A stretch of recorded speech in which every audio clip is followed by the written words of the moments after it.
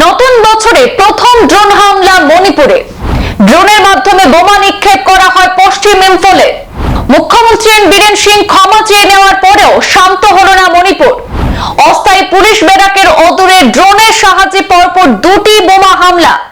নতুন বছরেও ড্রোন হামলায় ফের অশান্ত মণিপুর।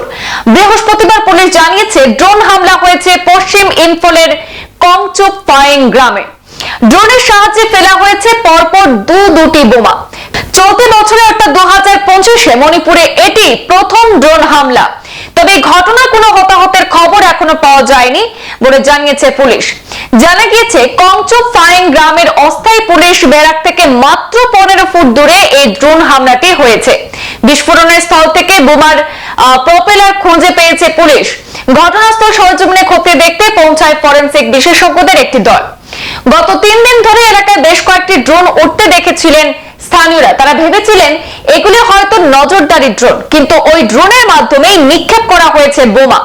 অন্যদিকে বিষ্ণুপুর জেলার আইগাচাং এবং লেইমারাম অকচিংয়ের সীমানার এলাকা থেকে বেশ কিছু অস্ত্র এবং গোলাবারুদ উদ্ধার করেছে রাজ্য কেন্দ্রীয় নিরাপত্তা বাহিনীর যৌথ দল। বাজেয়াপ্ত করা হয়েছে একটি স্নাইপার রাইফেল, একাধিক সেলফ লোডিং রাইফেল, 36টি গ্রেনেড এবং একটি মর্টার টিউব লঞ্চার। অশান্তির আশঙ্কায় শনিবার থেকে সেখানে কারফিউ জারি হয়েছে কংপকপি জেলার গেলজাংয়ে। উল্লেখ্য যে গত বছরের মে মাস থেকে মেইতেই এবং কুকি জো সম্প্রদায়ের মধ্যে হিংসা ঘিরে উত্তপ্ত রয়েছে মণিপুর।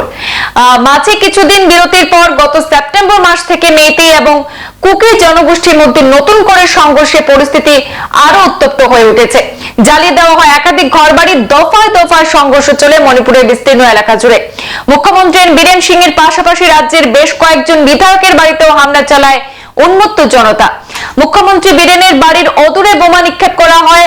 আর সেই আবহে গত 31 ডিসেম্বর মণিপুরে অশান্তির জন্য সাধারণ মানুষের কাছে ক্ষমাও চেয়েছিলেন মুখ্যমন্ত্রী।